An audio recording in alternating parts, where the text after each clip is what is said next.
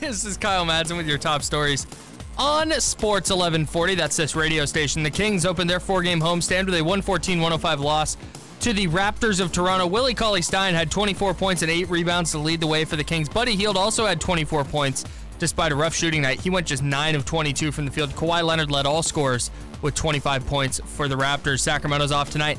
They welcome in the Minnesota Timberwolves tomorrow. The NFL's Week 10 kicks off tonight. We got a good matchup between the 6-2 Carolina Panthers visiting the 5-2-1 Pittsburgh Steelers. We'll have all the action for you right here on Sports 1140 with coverage set to begin at 5 o'clock. Those are your top stories. Now back to the drive on Sports 1140 KSGK. Rise and shine, sleepyhead. I'm not letting you go to work today. Wait, what? Everybody, listen up. Welcome to The Drive. Morning.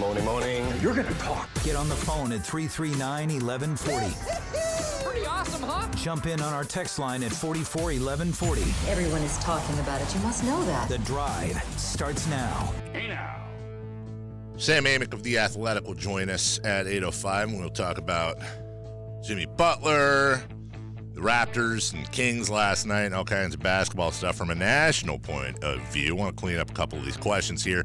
Guys, I've been wondering for a while, what does DOCO stand for? That's from the 441140. Downtown Commons is what DOCO stands for. And from the 916, not so much a question as it is a statement. Driving is a sport. No, sir or ma'am. Driving is not a sport. That is the wrong way to look at it. If you are wearing a one of those suits with the ads on it and a helmet and you're in a race car on a racetrack, yes, driving is a sport. If you are on the roads that we all share together, driving is a battle of survival. You are in a moving object. And sometimes when I'm turning left at one of those lights where the oncoming traffic's turning left too, sometimes it occurs to me, if not for nothing, I'm just a couple feet away from a head-on collision every time I turn left. Please drive defensively and be aware of your surroundings. Jeez. Driving is a sport. That's what gets you in trouble. Here's Troy Williams. Here is a 3-ball from Serge Ibaka, no good. Sacramento tries again. Hield ahead to Cauley-Stein. Touch pass goes to Troy Williams off the bounce for the rip with the right. Boy, he can accelerate and he can sky in a hurry. That puts an end to that 8-0 run. It's 86-73. De'Aaron Fox cut the lead to 7. Here's Kawhi Leonard straight away for 3, rims it, no good. Cauley-Stein with a rebound. It's a single-digit game, 106-97. Kings need a quick strike here. Can Buddy Hield give it to him? He swings it out now to Iman Shumpert. Shumpert now to the near side to Fox, wiggles to the free throw line, leans in, 13-footer. He's got the bucket. Timeout going to be taken. Nick Nurse is hot about something right now, and he's in the face of Aaron Smith.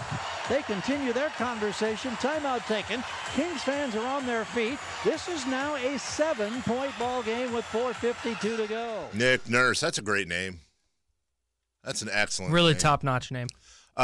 Dave, what was the last thing you did that was embarrassing that made your wife angry at you? That's easy. We were at one of her wine tours a couple months ago in Napa, and the tour guide, it was a tour of about 30 people, and the tour guide said something like, and it's the winemaker's job to make sure that all the holes are filled. And I went, ha, and nobody else laughed. And my wife looked at me and got very upset because what do you want from me? I'm 12 years old. I embarrass my wife all the time. Hello, Chris. Hey, how's it going, Dave and Kyle? Good. Sorry, man. So last night, the officiating was pretty horrible throughout the most game, but the point that got me was that third quarter when Shumpert got the ball, and then they called a jump ball, and then Willie Cauley-Stein got held. Yep. To me, that was the biggest turning point in the game because they were down to 7, within 7, and they were probably going to score again, and that, to me, changed the whole game, and I'm just tired of the bad officiating with the Kings. I agree with you, Chris. The officiating wasn't good last night. I'm not ready to say that that's why the Kings lost, but it wasn't good. And, yes, that Willie Cauley-Stein jump ball where he was held and got called with the foul, that was bad. That's it. On plays like that, I wonder what the referee saw. Like, what did he see on that play? And I understand that it's happening in real time. Yes. We get the benefit of a zoomed in, slowed down replay. But what could he have possibly seen on that play? I don't know. That caused him to whistle Willie Cauley-Stein. He saw something. He must have seen something. Maybe he saw the body. Maybe he saw a change in direction. I don't know. But there was also a play, gosh, was it the second or first quarter, where I think it was the Raptors shot the ball and it barely grazed the rim, and the refs called it. And I remember Grant and Doug saying something like, I'm not sure about that call. And then they went to like super slow-mo replay, and guess what? The ball barely grazed the rim. It was the right call. I do feel it necessary to stand up in times like these and say, guys, NBA referees have such a difficult job, and 98% of the time they do get it right. And I'm speaking as a Kings fan who remembers 2002, which is incredible. They don't have the benefit of replay in real time. They have to make the call, boom, boom. What I wouldn't mind seeing, though, and this only comes up in situations like this, for the Willie play, for example, the Willie Cauley-Stein play, why can't each coach have like a challenge? Why can't they have a challenge? We're already doing a replay. Why can't they have like a challenge? Yeah, I've wondered why the NBA hasn't incorporated challenges yet. They're on the forefront of everything except replay. You can only do it in the final 2 minutes. Yeah. And I understand that there are so many whistles in a basketball game that if you start allowing challenges, then that opens the door to completely grinding the pace of a game. And that's where when we complain about officiating in the NBA and we, all of us, the royal we, I believe is the proper phrase there, is the alternative is to literally review every play. And games would take 8 hours. But can't we give them each? There should absolutely be a give them one challenge, reasonable. Like, actually, you know what? That didn't. And I know it's a judgment call, but on a play like that, like Willie did not commit any sort of foul. Give them one challenge, and if they're right, they get to keep their challenge, and they can have unlimited challenges as long as the challenge is held up. Yeah. And it's a strategy for the coach to decide if he wants to use a challenge, and let him use a challenge at any point during the game. And let him use it on, I think, pretty much anything. I'm sure there's a couple things you can't use it on that we're not thinking about right now. But in that situation, Dave Yeager can choose to call a timeout in that situation and have a guy looking at in the back looking at the replay like they do in football. Now I know my friend Grant Napier, if he's listening right now, is probably tearing his hair out because yes, the game is already too slow, and I do understand that. One challenge, just one. What's the harm? There's still NBA games compared to baseball games are much, much quicker. Well, and there's less of them. What are we really losing there?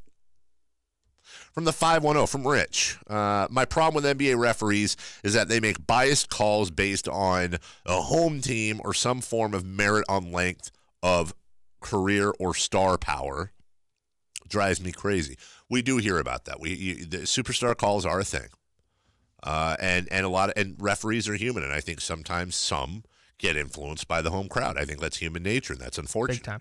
That's unfortunate. The other thing you run into is guys like Shaquille O'Neal and Dwight Howard and LeBron James, where how do you officiate those guys?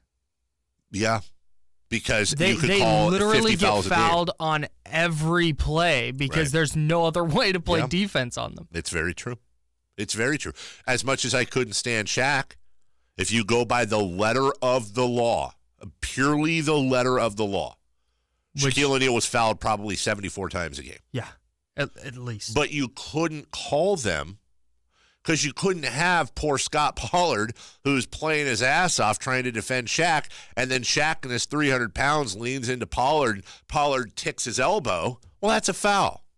But if you did that, Scott Pollard would have played 4 minutes a game, which in some cases happened. Vlade would have played 8 minutes a game. You'd have everybody fouled out, and Shaq would score 75 a game. Or you'd just stop playing defense on him. That's right. And there's an argument as to, well, okay, that's fine. If you can't stop him, you can't stop him. Which is why when Shaq comes up in greatest players of all time conversations, I have a hard time putting him in there because it's not Shaq's fault. How much of Shaq, and Shaq was a skilled player. Don't misunderstand me. But Shaq also was a brute force player too. And he had to work out in the gym and blah, blah, blah. But Shaq had tools that other guys do not. Yeah, he's not. If you're talking most skilled players, obviously not there. But if you talk about most dominant, unstoppable, he's right up there. From the 916, they had the benefit of replay in Memphis, and they still missed it. The ball was tipped. Yes, Ryan Hollins did tip the ball. But we could do this all day. Russell, you're on the drive. Fellas, good morning. Good morning, Russell. I heard something about superstar call, and I thought maybe you were referring to me on hold or something. We were. That's for sure what happened. Russell on the Firewings hotline. The Firewings hotline only available for superstars like yourself. Right, thank you. Mm-hmm. Hey, wanted to find out what your take is on the 14-second shot clock after the offensive rebound last night. After the Kings game, I turned on the Timberwolves game, and they happened to be playing the Lakers. Yep. And I saw at the end of the game, the Lakers, getting some offensive rebound. Tyson, is it Tyson Chandler, right? Yes. Yeah. Yep. They just picked him up. He was battling and tipping balls out, but right when he got tipped out, it happened to get tipped to LeBron. And instantly, I looked up and it was 12, 11 seconds left. It was like there's really no time to run really any kind of offensive set. It kind of normally, we know it ends up going pretty much one-on-one at the end anyways, and then somebody will just let the clock tick down 12, 13, 14 seconds before they get into their offense. But I kind of thought it was pretty cool that, hey, they don't get a lot of time. The game's not just over on an offensive rebound with 24 seconds. Now there's still hope for a team that's down. I want to see what you guys thought about that. Russell, thank you, and we're up against a break. There's a very easy answer, which is it's great because of the things you just mentioned. You have an opportunity to continue that offense and also play defense. There's another side that's a little bit more complicated and a little bit more philosophical, which is that the 14-second shot clock is part of the dumbing down of the game. As sports are becoming more and more dumbed down, that's a much deeper conversation. People have short attention spans. People don't want defense, and you're seeing that in every aspect of the three major American sports. The commissioners and the rules committees are making new rules all the time to increase scoring. Think about it in baseball, football, and basketball. And there is a thought that the reason they're doing that is that the younger crowd has a shorter attention span. And you can get into all kinds of psychology there with social media and computers and video games. But I do believe that we are moving into or have moved into the age of offense because it's more fun. Because the Tom Glavine video commercial said chicks dig the long ball. Because we like dunks. Because we enjoy touchdowns. And defense is boring, and we don't want to see Miami and New York play 84-82 every night. There's an argument there that we've gone a little bit too far on one side. And I think that's part of the 14-second shot clock, which I like. I like it, to be clear. But that's more offense, and that's one of the reasons why you're seeing teams scoring 140 points every other night. It's tough to play defense in this league. We'll take a break. 4 down territory next. Hey, Le'Veon Bell was spotted in Pittsburgh. Oh, my God. Des Bryant has a home, and we got a football game tonight. Pretty good football game tonight. We're back in a couple. Sports 1140 KHTK.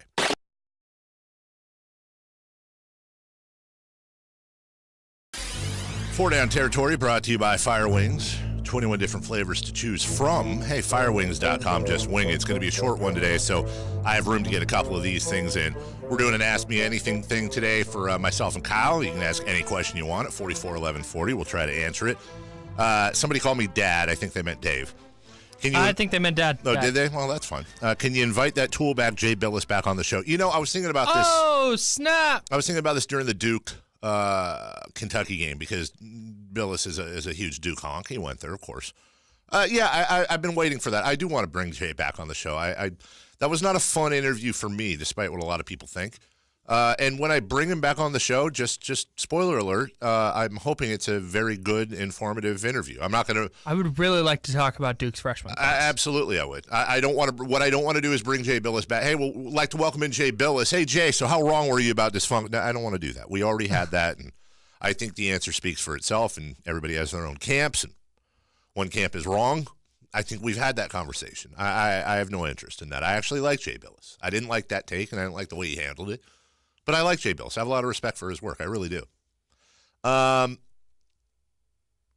God. What was it? Oh, and congratulations, because I don't know where else to fit this in the show, Kyle. Congratulations to Brandon McCarthy, who I believe should be a first-ballot Hall of Famer pitcher. Most recently, I think, of the Dodgers. He has announced his retirement, I believe, or he's retiring. Talked about that in August. Some fans will, of course, remember Brandon McCarthy for almost dying.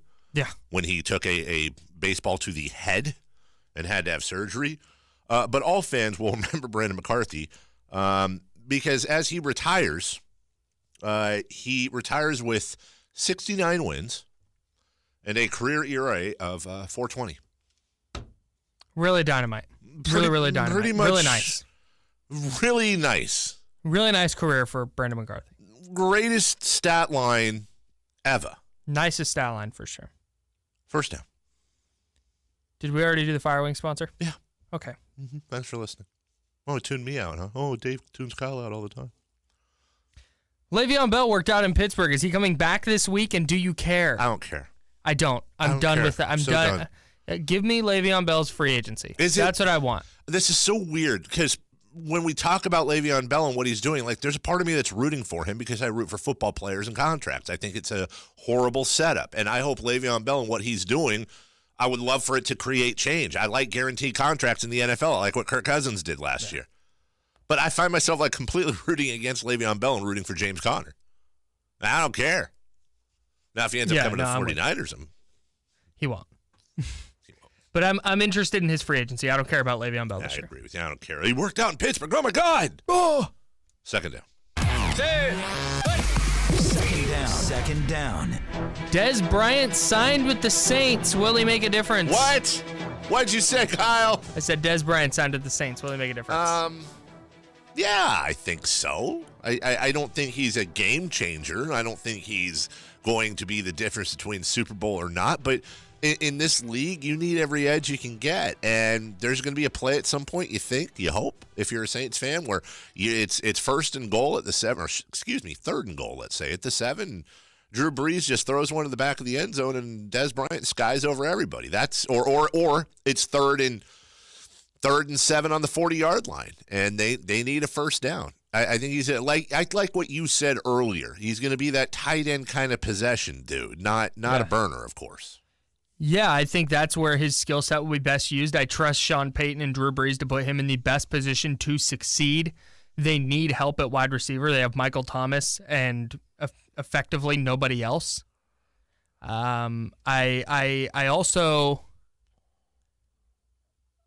think that when you look at the top teams in the NFL, when you look at the Rams and you look at the Patriots and you look at the Chiefs, having an additional weapon on offense to exploit their defenses, which none of their defenses are particularly good. Yeah. Des Bryant will certainly help. I'm not saying go pick him up and start him immediately in fantasy. He's going to put up huge numbers, but having an additional weapon on that offense is gonna really help them a lot. Third down. Here's a funny story. The Patriots used orange practice shorts because too many players were stealing the gray ones. You can steal one piece of an NFL uniform. What is it? You had this story come out, and then you had a bunch of ex-Patriots, including Roseville's own Teddy Bruschi, that were quoting the tweet announcing this and saying, I think I've got a couple of gray pairs at home. And then I forget who it was, but somebody else said, dude, they make amazing underwear. Like, too many players were stealing these gray shorts from the Pats, so they switched to orange. A color that hopefully nobody would want to be seen in public. So a football uniform, if you could take one piece off of any football uniform, what would it be? Kyle, am I wrong in saying it comes down to helmet or jersey? Okay, so it has to be the physical on-field uniform because Kyle Shanahan wears this like 49ers bomber jacket that I don't think you can get on the internet, and it is incredible. I think we're referring to just on-field gear because if we get into give swag, me a thigh pad. Just a big old thigh pad. I have Frank Gore's thigh pad. Yeah, I think I'm going jersey over helmet. Yeah, I think so. Because that helmet looks very generic. Like, if you get a display case for it and you're like, yeah, this was... Now, if it's somebody like TJ Watt who's going to just have a totally banged up, nasty paint from the other helmet's helmet, then, okay, maybe that's cool. But I think, like you said, like a Frank Gore game-used Dolphins jersey framed and hanging up in my bar, that'd be cool. I'm so torn between helmet and jersey. I really am. And I want to say jersey, but you see a lot of jerseys on display. You don't see a lot of helmets in people's houses on display. Sure. And which would be cooler? Having a friend put on it like, hey, this is Wes Welker's jersey. I don't know why I picked Wes Welker. Or, hey, put on Wes Welker's helmet. And I'm talking about game use, not replicas. I'm talking about game used action. You're not putting on my game-used helmet or jersey, so I don't really care about that. Fourth down. Panthers, Steelers tonight. Who you got? Panthers, Steelers. Where is this one? This is in Pittsburgh, isn't it? Yeah. Yeah. I'm going to take Pittsburgh. I'm going to take Pittsburgh at Heinz Field. I think home field makes the difference there. Watch out for Carolina, man. If Carolina wins this match, playing soccer, they win this game.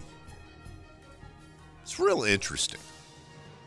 Cam Newton, who's been handling the ball quite a bit this year. He's having his best year, for sure. He is. And you know what? And he's not having his most prolific year either. No, but Norv Turner's putting him in positions to be a successful NFL quarterback in the modern game. Cam Newton, prior to this, was throwing every ball 10-plus yards downfield, and that's tough to sustain. That's why his completion percentages were always so low, but I believe he has a career high in completion percentage this year. He's throwing fewer interceptions, more touchdowns. He's distributing the ball to all his weapons. He's been a lot of fun to watch. When you talk about all his weapons, they didn't have Greg Olsen for much of the year. They got him back, and he had that amazing one-handed catch. He's ultra reliable. Norv Turner, and I'm glad you brought him up, has found a way to release McCaffrey, who's playing fantastic. Mm-hmm. And then you look at the wide receiver core for the Panthers. You Devin Funchess and other people. They're Norv Turner. Didn't we talk about this DJ the Moore other day? Norv Turner. If he just had never been a head coach, I think people would celebrate him more as an offensive coordinator. He's just good. And I think there was a thought that he couldn't modernize an offense, that he was kind of this old school coach who was stuck in his ways and couldn't develop an offense that fit the modern NFL, that could keep up with modern NFL offenses. And he's done that with Cam Newton and Christian McCaffrey and Greg Olsen. And the Panthers are dangerous. And we've talked about this many times on this show, that the Panthers, as long as Cam Newton's under center, are always going to be dangerous. I have the Steelers tonight, but like you said, if the Panthers win, expect all the talk in the NFL leading up to Sunday to be how the Panthers are suddenly Super Bowl contenders. And it should be. We're late for a break. When we come back, we'll do the Kings. Also, it is an AMA day. Ask us anything. All request Thursday. We'll clean up some of those questions. If your questions haven't been answered, we might have had to skip down them and do other things. So retext them at 441140 on the Jiffy Lube text line. Somebody on here, Kyle, said they found the Shanahan jacket, believe it or not, on lids.com. That's right. Well, I'll have to go track it down. I'm sure that's going to be $49.95. Add a zero. We'll take a break. When we come back, Kings and your questions. 339-1140, Sports 1140 KHTK.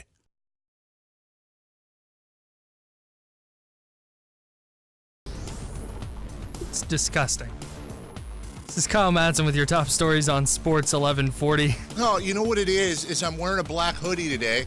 Somebody points it out in the hall to me. I've got this crazy crust on the back of my sweatshirt. You know what it is? It's my wife's hairballs. Ew. She sits there and picks her split ends as a nervous tick, and they end up in the dryer. And then I've got this line of hair that balled up. I didn't need that. Yeah, thank you. Try sleeping in the same bed. No, thanks. Like a tumbleweed. No. I'm going to not do that. Please don't crawl into bed with my wife, but you get my point. Sports update. Kyle Madson. The Kings lost last night, 114-105, and the NFL kicks off Week 10. The Panthers are visiting the Steelers. We'll have that game for you right here on Sports 1140 with coverage beginning at 5 o'clock. Those are your top stories and your grossest story. Now back to the drive on Sports 1140 KHTK. really could have gone all day without that. Yeah, whatever. I live it, dude. I live it, dude. We're going to mix this segment up before Sam Amick joins us at 8:05 on the Fire Wings hotline. Want to remind you, 21 different flavors to choose from. Firewings.com. Hey, just wing it. We're going to mix up your phone calls at 339-1140 about the Kings. We'll talk about the Kings. Kings-Raptors last night, and also the rest of this homestand. We're running an AMA today, as they say on Reddit. Ask us anything. We have a lot of questions piled up. We'll do our best to answer those. And that's listen, you got your dumb questions you don't think I ever have a place on the radio show. Today's the day. Somebody asked how I got my name. I've told that story so many times that every time I tell it, it just feels dumb. But I understand also we have new people to market. I'll make it 20 seconds or less. I used to be a caller to the station when I was a little kid. Just like we have Bill in Elk Grove or Frank in Fair Oaks or Bob in Citrus Heights. I was Dave in Carmichael. That's where I grew up. And I called in so much that they flipped it, as you often will do with, at least back in the day you would do. So you would have Citrus Heights Bob or Fair Oaks Jim, and I was Carmichael Dave. And I kept it because I bugged the old program director, Mike Ramey, to get a job here as an intern, which I got when I was 17. And I went to a rock station, the defunct Quad 106.5 for a while, and they made me switch it to Dave Carmichael.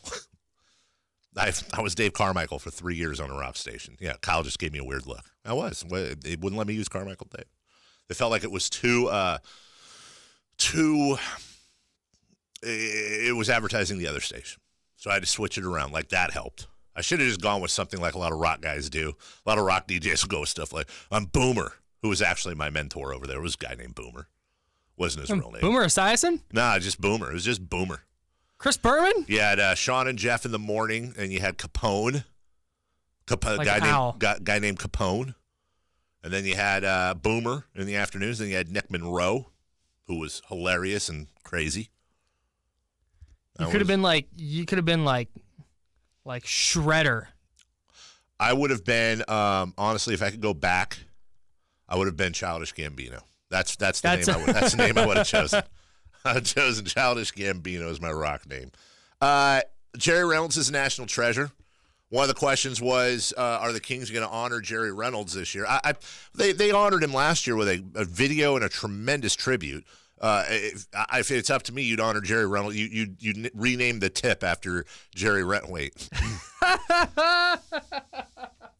The tip-off to open the game, you would rename after Jerry Reynolds. Call it the Jerry Reynolds tip-off.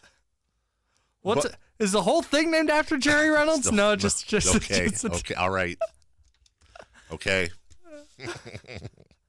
Anyways, I'm certainly not. The Kings have done a great job in honoring Jerry, but Jerry deserves all the put Jerry's face up in the rafters. I don't care. He and Gary Gerald and someday Grant should all be in the rafters. Jerry and Lance Woods had a chat last night. They did on NBC Sports California. We have to get our old friend James Cosmore to come on the program here soon. We haven't visited with him in a while, and he did. Jim did something during this segment that is so difficult for a broadcaster to do, and I'm complimenting him here. Yeah.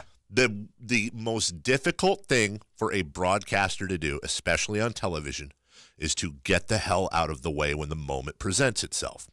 And Co's on the fly. They brought Lance Woods on. If you don't know who Lance Woods is, he's a local comedian. He's the guy that does those little, like, I don't know what else to call them, promo videos when the Kings win. Hype videos. You can hear them on mute. Yeah, yes, you can. They're awesome. We love them, and I've talked to Lance. We're going to get him in here at some point. Well, he was on stage with at the NBC set at Golden One Center, and he and Jerry Reynolds, again, a national treasure, absolutely hit it off.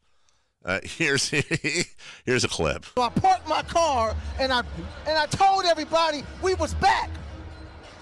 And it worked. That's right. And you know what? We started playing it then, and that's when the team took off like wildfire. I mean, attached here. I'm not saying I'm the reason. Well, I think you are. I'm telling you, Jerry. He's the reason. Jerry said it, not me. I agree. Kawhi Leonard's back, but we want him back. We want him at full strength. We want him. Bring him on. Bring him on, Bring Jerry. him on. Almost failed, but nobody caught that. Be careful. Don't get hurt. Bring him on. Yeah, we can play two at a time if they want to. If they want to, We can play all 4 games tonight. I got my shoes in the car. You got yours? Jerry said we ain't scared. Liz, this is my favorite. This right Rewind here? just a little bit because this is my favorite part. That's Jerry. Jerry when he says I've got my shoes in the car. This is my favorite part. I got my shoes in the car. You got yours? Well, I can get them. That's what I'm talking about, Jerry. That's what I'm talking about. Well, I can get them. And the look on Jerry's face, like he's getting hyped too, man. Jerry is into this. He is just perfect. Jerry and Lance are vibing. They're an inch away from each other. They both got those hype look on their faces. Me and Lance go 4-0.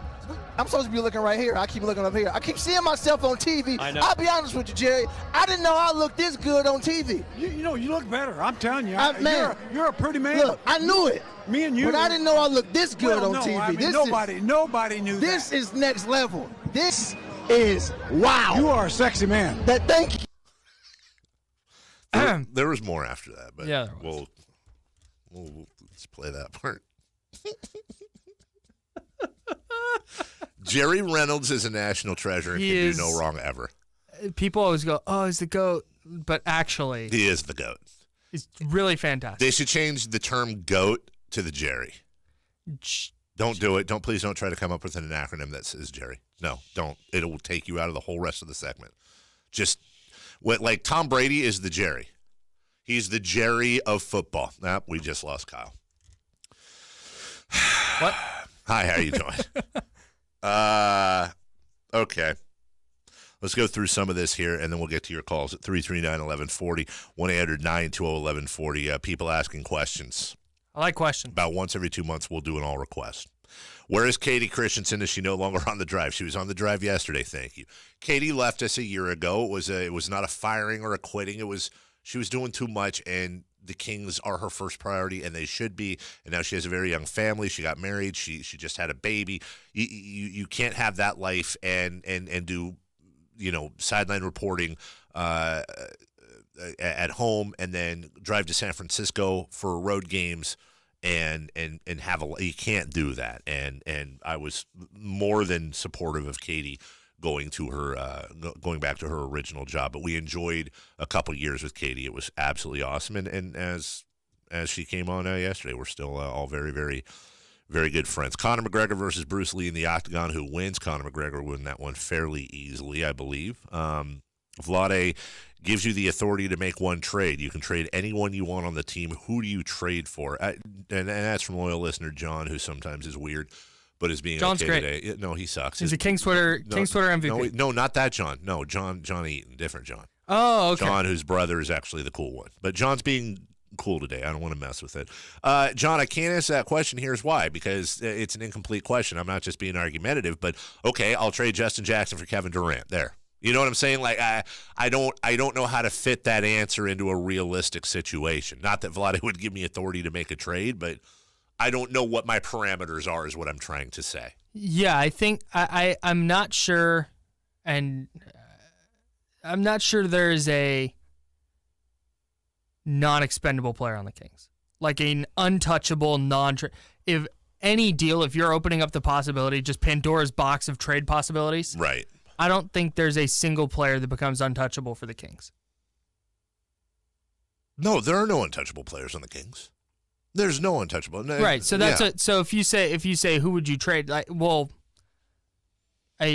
totally depends on who becomes available. Right. You're not if the Spurs call and say, "Hey, we'll trade you Pau Gasol for De'Aaron Fox." Obviously, you're not doing that. We get in this argument every once in a while, and I know this isn't where you were going, but the whole untouchable thing. Yeah. There are. I'm trying to think here. I think there's Giannis Antetokounmpo might be the only untouchable player in the NBA. Give me one, and I'll Curry. Steph Curry. Okay, Steph Curry would probably be another. You're correct. But nobody else on the Warriors. Yeah, I don't think anybody else in the NBA. I mean, maybe Simmons or Embiid, maybe, but no. The Lakers aren't trading LeBron. If the Warriors offered Kevin Durant and Steph Curry for LeBron James, the Lakers are saying no? Steph Curry's untouchable. So he's not available to trade. But I'm saying okay, but let's. But you Lakers' can still do point this. of view. But you can still do this. Kevin Durant and one of Klay Thompson or Draymond Green? Sure, they're trading LeBron James. Probably. Yeah, no, I firmly believe they would trade LeBron James for Kevin Durant, especially because that would be the smart move. You're putting Magic Johnson and giving him the benefit of the doubt. All right, okay. But when people say, listen, De'Aaron Fox is untouchable. Well, De'Aaron Fox is probably the most untouchable player on the Kings. Right, you're not going to give him away. But if the Warriors called and offered Steph Curry for De'Aaron Fox straight across, you're probably doing it. If the Rockets called and offered James Harden for De'Aaron Fox straight across, you're probably doing it. No. No? Okay. What's wrong with you? Okay. Okay, Dave. Okay, Mr. 280. De'Aaron Fox is the most untouchable player on the Kings. But to make the point where we're not being silly, James Harden, it's terrible. If the Kyle's trying to figure out if I'm serious or not right now, and I love the face. If the Bucks offered Giannis Antetokounmpo for De'Aaron Fox, you would. I am a devout De'Aaron Fox fan. Right. I subconsciously crossed my chest when I said this. I would put De'Aaron Fox on my shoulders. And you wouldn't because he's taller than you. And I would walk in Birkenstocks to Milwaukee to deliver him to the Bucks. I would actually do that. Would you then put 7-foot Giannis Antetokounmpo on your shoulders? Nope, I would be on his shoulders. To walk him back? Our listeners are just psychotic. Yeah. If you're trapped in a Saw-type room and have one Kings player, past or present, to help strategize and escape, who do you go with? I'm going to say Rajon Rondo. Oh, that was my answer, too. It's a really good answer. Said that is the answer. Either Rondo or Mark Olberding, but probably Rondo. Or maybe Othell Wilson. Here's maybe the more morbid answer. Uh-huh.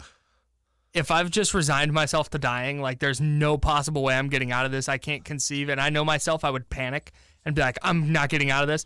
I would pick like Scott Pollard because at least if I'm gonna die, like Scott Pollard's funny. It's actually a good answer. Like I would pick Spencer Hawes so I could spend the rest of my days just backhanding him. Let's see. What else do we have? So yeah, there's nobody that's untouchable. There's nobody on the Kings that is untouchable. Period. End of statement. And again, why even going down that road? Just to understand that this year, and we've talked about it, this year, the Kings have the most money in the NBA right now. They're in a very unique position, literally a unique position in the NBA. They have the ability to absorb contracts. They have the ability to bring people in, whether they want to grab draft picks or talent. It would not shock me at all, especially if the Kings continue to hover around 500. It would not shock me at all if the Kings made a move this year. Yep. And brought in somebody who they believe is either already a star or is very, very likely, or it's very possible to be a star. That's just facts, Jack. Kings lost last night. The referees sucked. They blew the Willie Cauley-Stein call. That jump ball, that was terrible. Here's the thing, though. It's not all that. At some point, the Kings are going to have to learn to make free throws. And they recovered a little bit last night because they started out atrociously. But they're going to have to learn to make free throws, especially down the stretch. Kings last night were at 72%. When I saw that number, I was actually pleasantly surprised. The Raptors, on the other hand, just for example, went to the line 23 times. They actually went to the line only 5 more times than the Kings. But they made 91%. So what does that mean? That means that is an 8-point swing. Kings lost by 9. Kings actually outshot the Raptors from the field. They outshot them from behind the arc. The Raptors won the game at the free throw line. And yes, part of them winning that game at the free throw line was the fact that the refs put them there. But the other part is that they made their free throws. In other words, the Kings made 72.2% of their shots. The Raptors took 23. We'll give the Kings the same amount. That only translates at that percentage to about another 1 to 2 free throws made. You're still not winning the ball game. But if you shoot 91.3%, you're in the conversation. Now we look at the rest of this homestand. Remember, we talked about going 2-2 on this trip. 2-2 on the homestand, we'd be okay. That's tomorrow night. It's a Friday night match with the Timberwolves. Timberwolves lost a close one to the Lakers last night. Jimmy Butler did play. I was talking to Grant last night after the game, and we both kind of agreed. I never know how to take this. On one hand, the Timberwolves lost last night. San Antonio's also had a couple of really weird losses. They lost to the Magic at home a few nights ago, and then who did they just lost to somebody else. They lost in Miami to the Heat. So they've lost 2 in a row, and then they take on the Rockets at home coming up this Saturday. I never know how to take it, Kyle. Are they swooning and now is a good time to get them? Our luck is they're getting all their bad losses out of the way. Popovich is going to kick their ass, and by the time they come into Sacramento, possibly losing to the Rockets, they're going to be really upset and looking for revenge. Yeah, you obviously never know. I mean, maybe there's just a fundamental flaw in their team that they need to get worked out. But the Timberwolves, I believe, are still winless on the road. I think they're 0-6 on the road now. The Timberwolves? Yeah, 0-5, 0-6. Okay, let me check that. On the road. The other thing, just going back to last night's game real quick, that really stood out to me is the Kings got out-rebounded 53-31. Yeah. The Kings had 6 offensive rebounds, none by their starting 5. That's you a need problem. to get second chance baskets. If you're going to run and you miss your first shot, you need to get an offensive rebound and get another shot up. If you're flying down the court, missing, and letting the other team grab the rebound and get back down the court, you're going to gash yourself. Costa Koufos had 2 of those 6 rebounds in the 14 minutes he played, and I'm an unabashed Costa Koufos stan, and Costa had a bad game last night. Very not good. Costa was not effective at all last night. 1 of 6 for him. Very, very 9. That's not normal for him. But your point on the offensive rebounds is actually a fantastic one. 6 offensive rebounds to 13 for the Raptors, second chance points.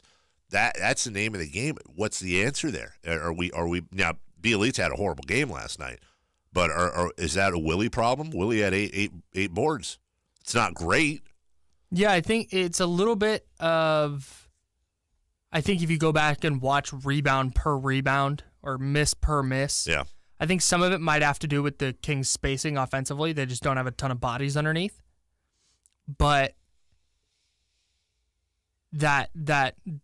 It may come down to just the Raptors have better bigs. And I'm not sure. I didn't break it down play by play, but the idea that you have to get second chance opportunities is enormous, because how many times do you see in an NBA game an offensive miss, the offensive rebound, and then a kick out to a wide open shooter because everybody's crashing the board? Yeah. Or a missed 3 that turns into an offensive rebound that turns into an easy cutter for an easy layup. Well, and with so many more or an easy three-pointers, pass to a cutter. With so many more three-pointers being shot in today's NBA, you've got so many more long rebounds, too, that the days of boxing everybody out under the basket, that's not always 100% effective. In fact, it's not always 80% effective. Right. Timberwolves are 0-7 on the road. Oof. Great point, Kyle. 0-7 on the road. So does that mean they're terrible on the road, or does that mean they're due?